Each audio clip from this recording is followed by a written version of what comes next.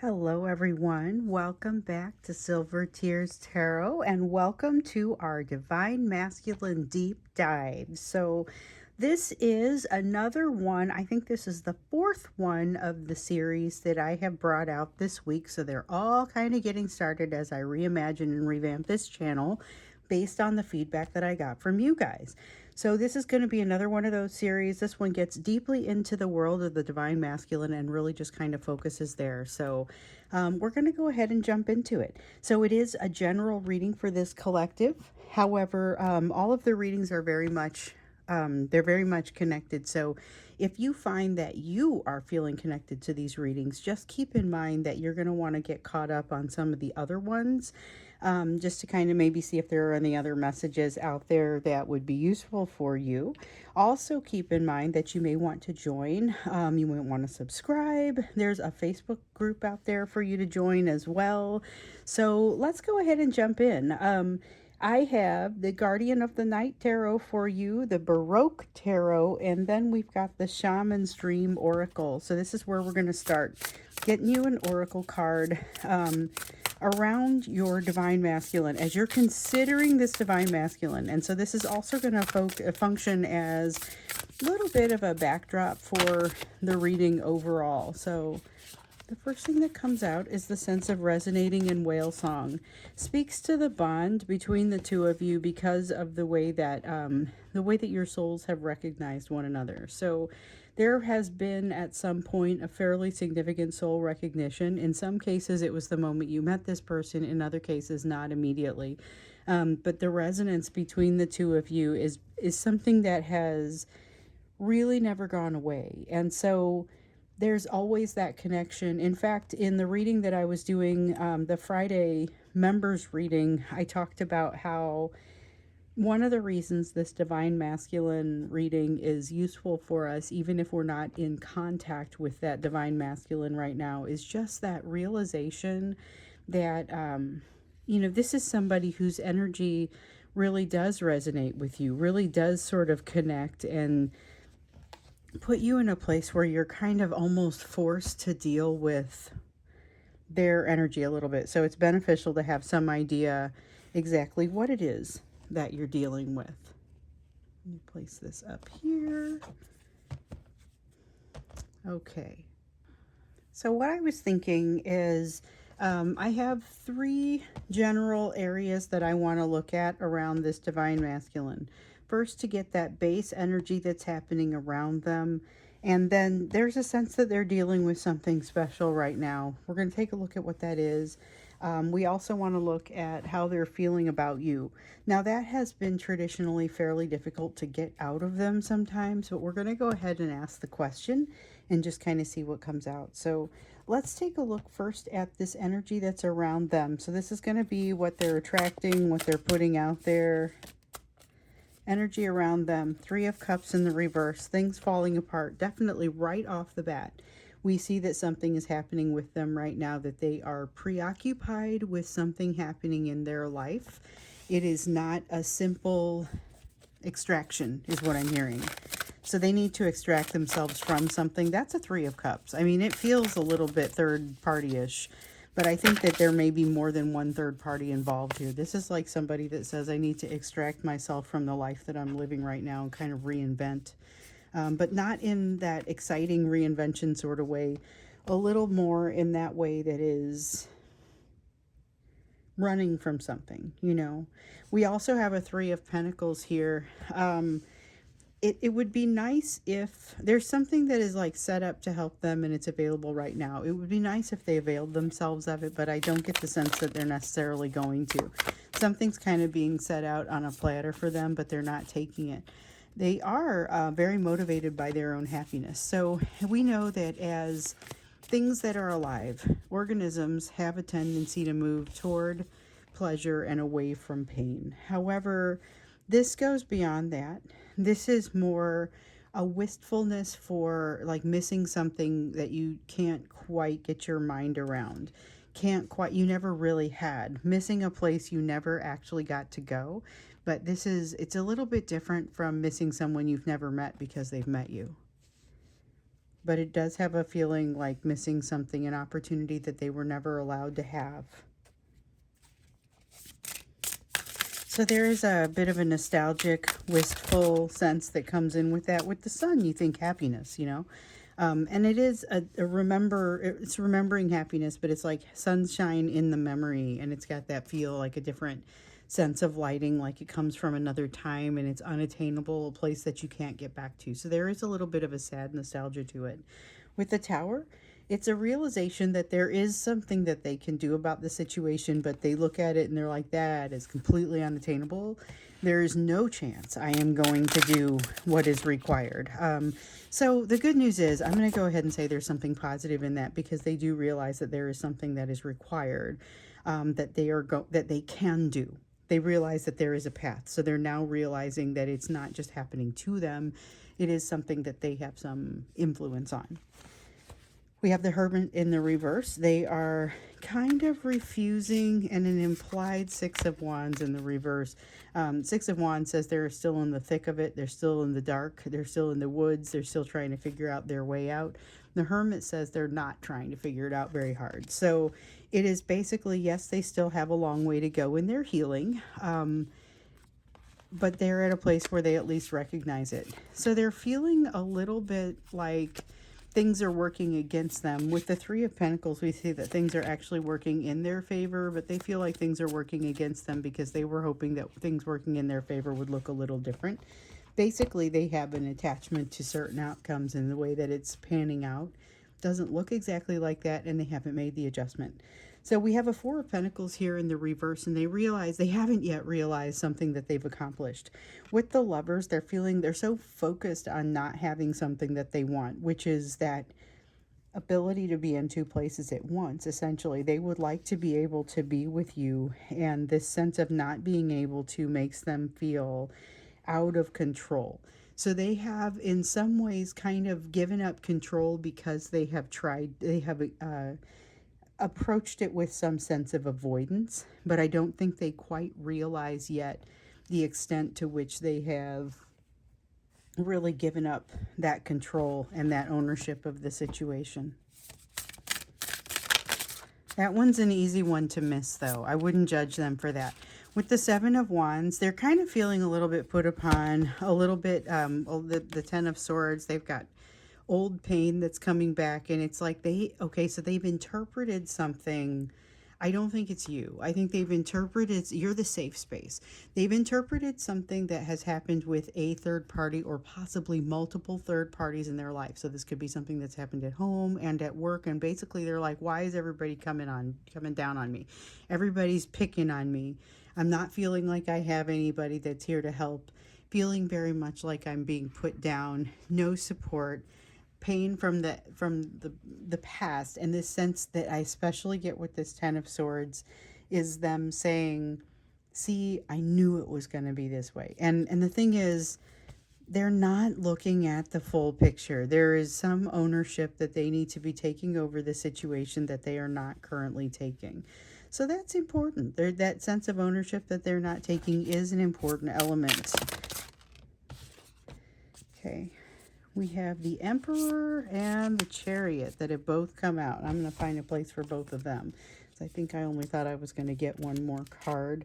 With the Chariot, there is a feeling of needing to rebuild themselves and jump out in a direction. We get that with the Emperor. This is very willing to blaze a trail, and it's kind of like an unstable element of the King of Cups mixed with the strength of the King of Wands. That's almost kind of what I get with this Emperor. So if you think of the Emperor as being a mix of all four kings, it is possible that you're going to get a mix that isn't entirely on the up and up.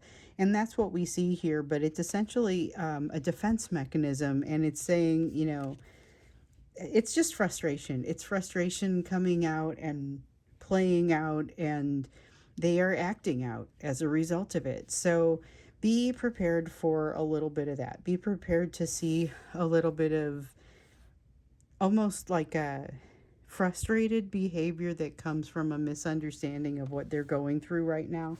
They're doing a little bit more finger pointing than is probably healthy. in the situation, and they're pointing it mostly at some third party, but it's not necessarily safe or fair for them to do so. Okay. Um, let's take a look at a little bit more of what it is that they're dealing with right now. So we're seeing their reaction to it, and we're seeing a little bit of kind of that gut reaction. Six of Wands. This is someone who is getting very emotionally tired with a long drawn out battle. It's a particularly protracted situation, so they've tried to extract themselves, and we've seen this. They've tried to extract themselves from this multiple times, and they just are like, do I even have the fight left in me? You know, there's a lot of being tired. I think, yeah, they've got that fight left in them, but it's still, there's a sense of being tired of it. Five of Cups in the reverse, almost numb to the situation. So a lot of the mourning of whatever this is. So if it's like they're walking away from a marriage, they have mourned it already to such a degree that they almost come across as unfeeling. But the truth is they have already done so much feeling. So for them, that took a long time. It didn't happen quickly. It goes very deep. They're not great with the emotions. They're not great with characterizing those emotions for themselves or letting them flow through them. But they have had a lot of emotional flow over time with this, and it's tired them out. They've got the Emperor in the reverse, wanting to take things into their own hands, but not feeling as if they're able to yet, which is where I think we see some of this frustration. So they are in a situation that feels like it is protracted. It feels like it is something that's taken a long time. And they're just tired of it. They want to put an end. They want to put an end to the frustration. They're feeling like they can. They feel like they have some control over the situation, or at least they're able to find and exercise some.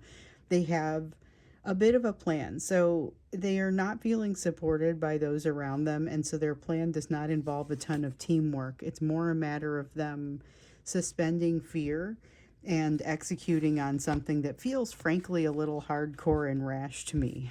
We've got a Queen of Wands, or I'm sorry, a Queen of Swords along with the Strength card here, and that is execution. Not like execution like killing somebody. It's like the execution of getting something done. It is not sitting on your duff. It is moving forward. This feels like it uses a lot of energy, though, for somebody who has just proclaimed how tired they are. And I don't know if it is the most efficient usage of that energy. So I think they're going to end up a little frustrated as a result of this. But you kind of have to let them go through it. They're not ready. If you were standing there and able to kind of counsel them on the situation, one of the things that you would notice is that they are all fire, but no, like they haven't thought it through. There's not a solid plan here. With the Page of Pentacles, there's important information that they have looked at within this third-party situation or multiple third-party situations and chosen to ignore. It's a little bit like seeing a red flag and choosing to ignore it, only these are not just red flags. These are entire aspects of the situation that have proven somewhat inconvenient, so they've simply decided they weren't going to incorporate them. And for that reason, they're not really ready to address what they're trying to address. So this is basically just saying, I'm tired of being stuck on this chain and now I'm going to leave. But it doesn't really break the chain. You know, it doesn't do anything to stop the situation. And unfortunately, this is why they keep finding themselves in a situation where they're not super comfortable. They're just not feeling super comfortable, and they're really, really tired. Frustrated because it seems like whatever is happening in the situation isn't listening, won't let them go. The chain won't let them go. You see the people that are chained up on this card. This is the Devil card, and the Devil card has to do with, okay, I'm ready to get out of here, but unfortunately I can't. It's being trapped, it's being addicted, it's being obsessed, it's many things. In this case, this is someone who's like obsessed with their own freedom, but not really thinking about the best way to go about getting to a place of freedom. So they're emotionally trapped. They're feeling mentally trapped. In some cases, feeling like they're stuck living someplace they don't want to live or working someplace they don't want to work. Let me pick up the card I just dropped.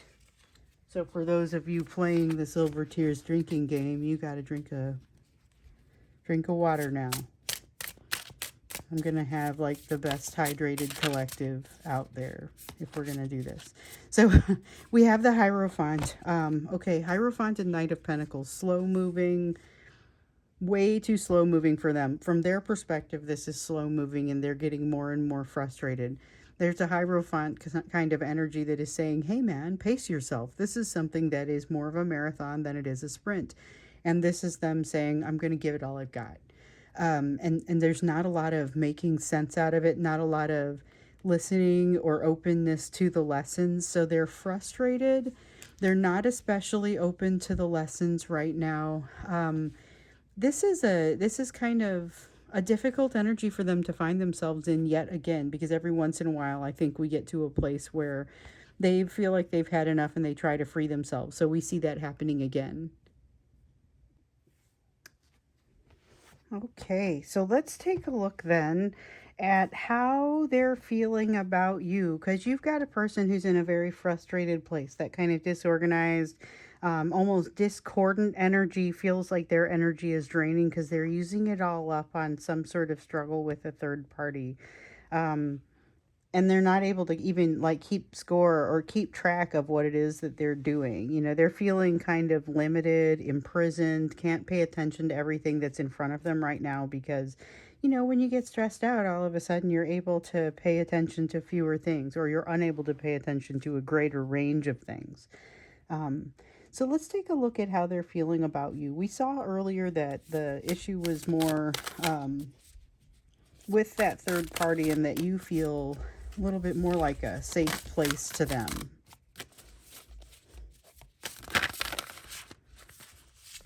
Okay, so we have the Tower in the reverse. They're not facing things with you, partially because they are very afraid to do so. So strong sense of being afraid, avoidant, hoping that you don't notice or can't catch them in some way. So for those of you who are not in contact, that is almost like the sense of them turning around and hoping that you're chasing them, but also being afraid that you might be back there. So there's a strong sense of avoidance and wanting to hide and get away. At the same time, they want to talk. They want to have a conversation. You are that safe place. So they have fantasies about coming together and just kind of telling you what they've been experiencing, telling you what's been happening, telling you what's been up with them. I mean, this is somebody that is incredibly, like, they're having a tough time because they really want to be much closer with you and be able to tell you kind of how they're feeling, share their secrets with you, but that's not something that they feel like they're able to do without crossing a bridge. They feel kind of unwilling to cross. So I wonder though, this really, as I was laying this down, I felt like we need a no contact reading. So I don't know if we start a whole series on no contact. You guys can let me know if you think we need one, but I think we at least need a reading for people who are not in contact.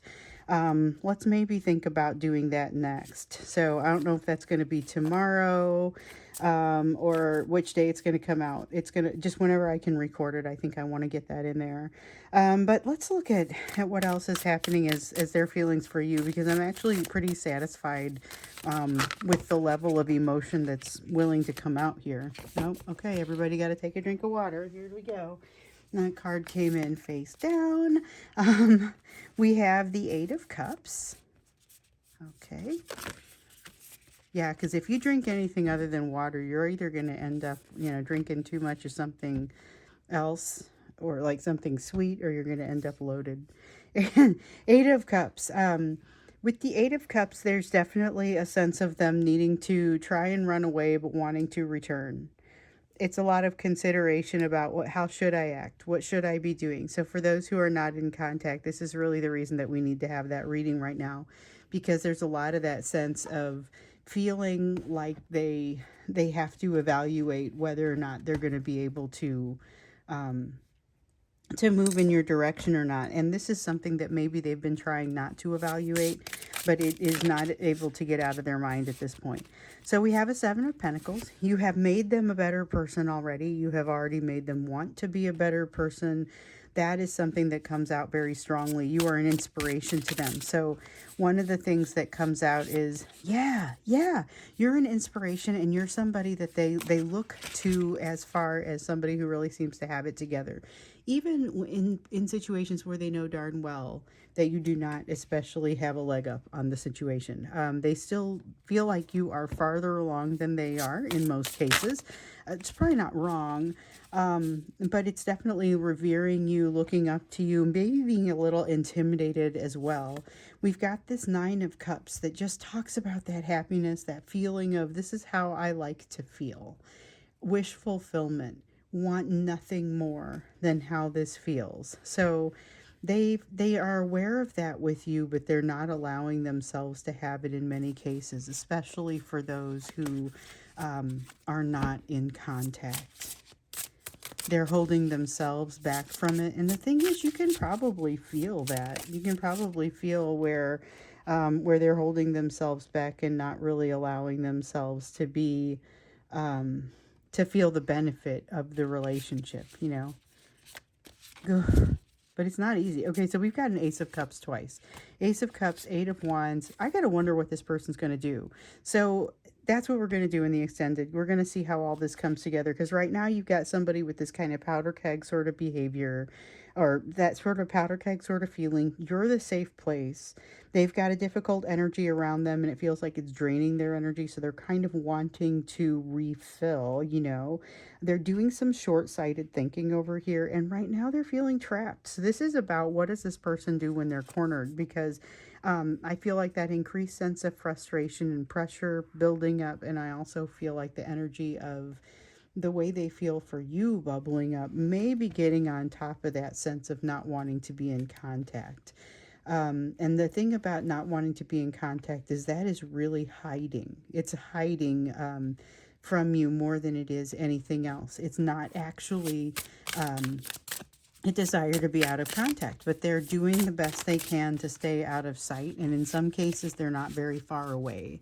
Definitely getting a feeling of some of them are sort of watching you and wanting to be a little bit closer, but afraid to blow their own cover. King of Wands, they want to be in control of how and when things happen. If you've got somebody who's not in communication and unwilling to communicate, they're evaluating it, but they're trying to figure out how best to do that. And they want to make sure that they're in charge of when it happens and when it doesn't. They need to be able to walk away and kind of step out anytime they want to. So there is a desire not to get into a committed situation there. And with the High Priestess, there's a real disconnect between this person and their ability to make decisions based upon intuition. They don't have a gut feel. But the thing is, they know what a gut feel is. And they notice that it's missing, so they're stuck making decisions in other ways. And when you're frustrated and things are kind of boiling over, there's a lot of that sense of boiling over. Then you start to make some real questionable decisions. And you've got somebody over here who's kind of they're focusing entirely too much on you for someone that is trying to actually not focus. There's a lot of energy that kind of just flows your direction, and you can probably feel it. So I guess let's get into that extended next. I'm gonna do the extended, and you guys, hopefully I'll see you there, because we're gonna talk a little bit about how all this kind of comes together. What ultimately does it mean for you? What do you want? What is probably going to happen as a result of it? What is this emotion mix with here and come, like, what does that mean as far as the energy going forward? Then they're going to add their free will to that, and that's where you're going to see behavior. So let's go ahead and get some looks at that behavior and figure out what their intentions are and what they want from you at this time. So that's what we're going to do when we get into the extended. I look forward to seeing you there. And yeah, I'm pretty sure our next reading needs to be for those who are not in contact. So see you in the extended, and I'll see you in the next reading.